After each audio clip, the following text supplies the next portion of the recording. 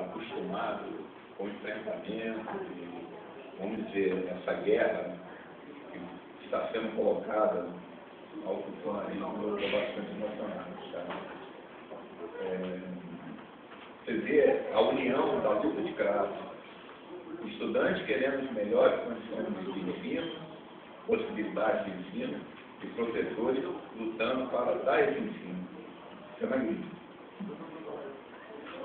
Eu também tive uma professora,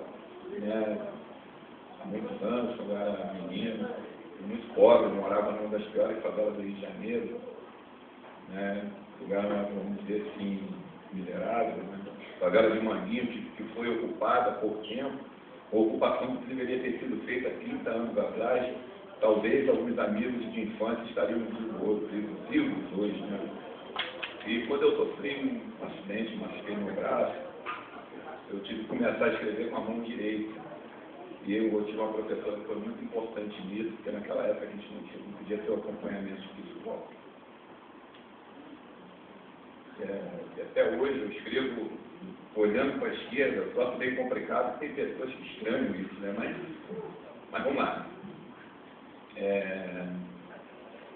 Senhor presidente, eu estava conversando há pouco tempo com o seu irmão, que foi secretário de administração, e a gente lembrou que nós tivemos um embate, sim, naquela época, em 20 anos, sindicato de 20 anos e como governo, mas nós chegamos à conclusão que não é como hoje. Hoje existe um verdadeiro revanchismo dos nossos governantes contra nós servidores.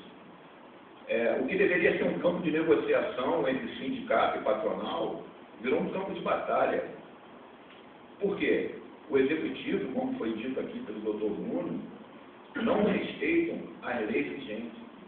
O executivo é como se fosse uma máquina de patrolar que vai carregando tudo e arrastando tudo.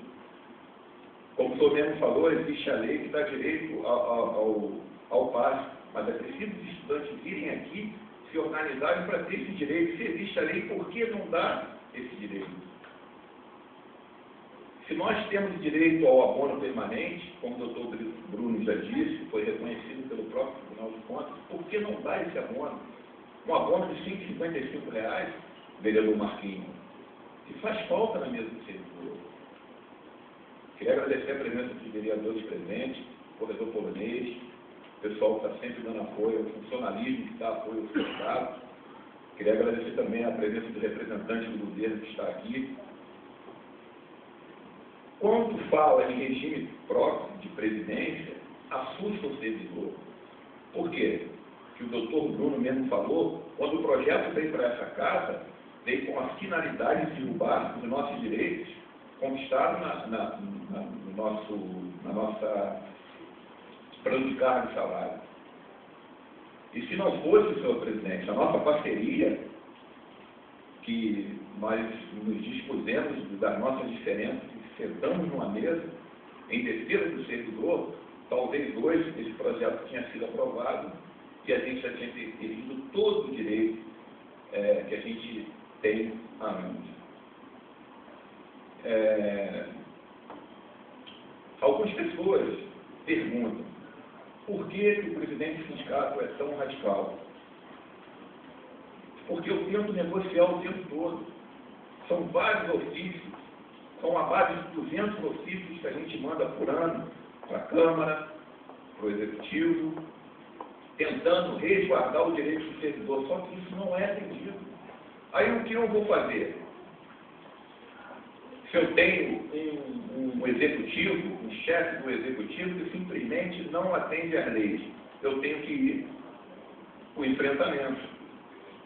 Eu tenho que muitas vezes ir para a rádio e cobrar aquilo que é do nosso direito. Porque eu tenho um compromisso com o servidor que me elegeu presidente do sindicato. E um presidente do sindicato tem que atender às reivindicações e solicitações do seu representado. Não ficar de conchavo tomando cafezinho com o chefe do executivo, como algumas pessoas que têm a coragem de ligar para um programa de rádio para me atacar, gostaria que eu fizesse. Então, o compromisso que eu não tenho que agradar ninguém, a não ser o servidor de Bom Jesus, que é o servidor de Bom Jesus que vai dever cumprir.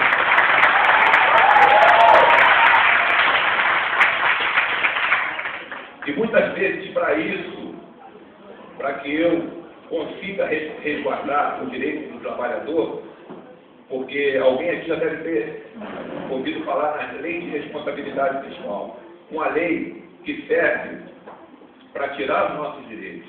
Quando você vai reivindicar uma melhor condição de salário, tem sempre alguém que fala: não podemos reajustar o salário do servidor porque a lei de responsabilidade fiscal não permite.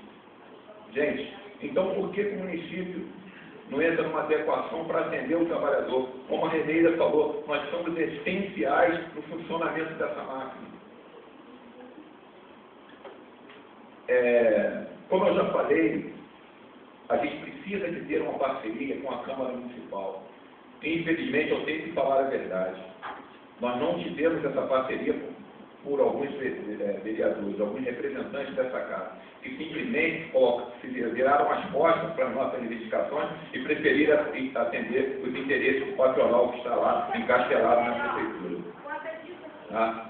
Não estou aqui para ofender ninguém, mas é impossível que o funcionalismo passe 4 anos num enfrentamento direto ao governo para resguardar os seus direitos básicos, alimentação, vamos dizer assim, e a maioria da Câmara Municipal trabalha contra o funcionalismo. Como o senhor falou, vereadora, o senhor contestou aqui a situação da empresa Topmark.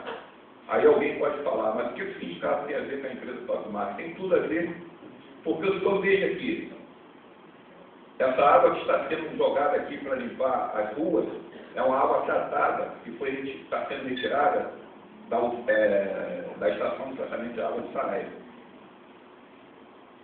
Aí vão falar: mas esse caminhão não pode colher uma água do rio. Mas quem deveria dar esse caminhão é a empresa Topmark. Então você veja aqui que o município está sendo duplamente lesado por esses contratos que a gente veria acontecer. Por que eu estou falando disso? É porque é daí que sai o nosso salário. Porque para beneficiar uma meia dúzia de especuladores que a gente sabe que está agarrado na esteira da prefeitura, o servidor tem que ficar passando necessidade. E a gente não pode admitir.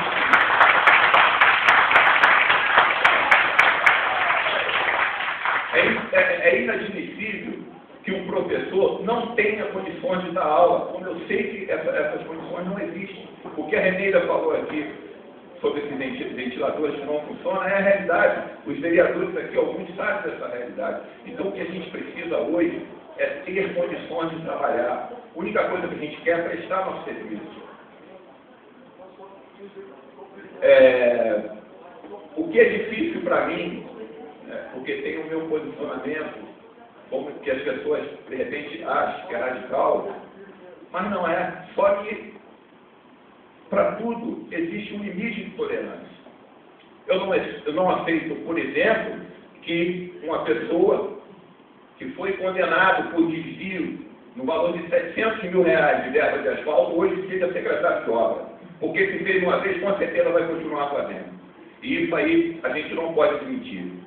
Porque uma administração pública, ela tem os 5 conceitos básicos, que vai de legalidade à moralidade. E se a gente permite nosso quadro, verdadeira, vamos dizer assim, pessoas de índole duvidosa, que hoje estão administrando, com certeza alguma coisa vai dar errado.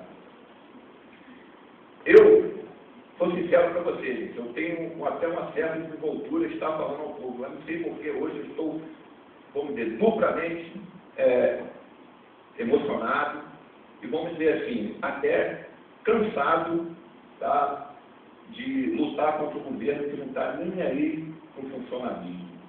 O que esse governo colocou em prática, está executando, é um projeto de aniquilar o funcionalismo. Porque se acabando com o funcionário efetivo, abre-se a brecha para terceirizar. E a gente sabe que isso aí é o sonho de todo administrador. Prejudicar o funcionário, tirar a salário do funcionário, muitas vezes forçar o funcionário a pedir demissão para buscar melhores condições de salário, aí contrata-se alguém que vai fazer aquilo que o executivo quer, e muitas vezes está ligado ao voto. E nós vimos acontecer nessa Câmara o que a prefeita fez com essa casa. Se eu estiver errado, senhor presidente, for me corrige, porque eu sou mesmo que falou que a prefeita fez no legislativo o que quis nesses 4 anos. E isso é inadmissível. Salvo alguns vereadores que se impuseram, tá, ante as atrocidades que o executivo tem feito, principalmente com o funcionalismo, mas a maioria dessa casa aqui simplesmente se colocou na posição de capacho do governo. E isso a gente não pode admitir.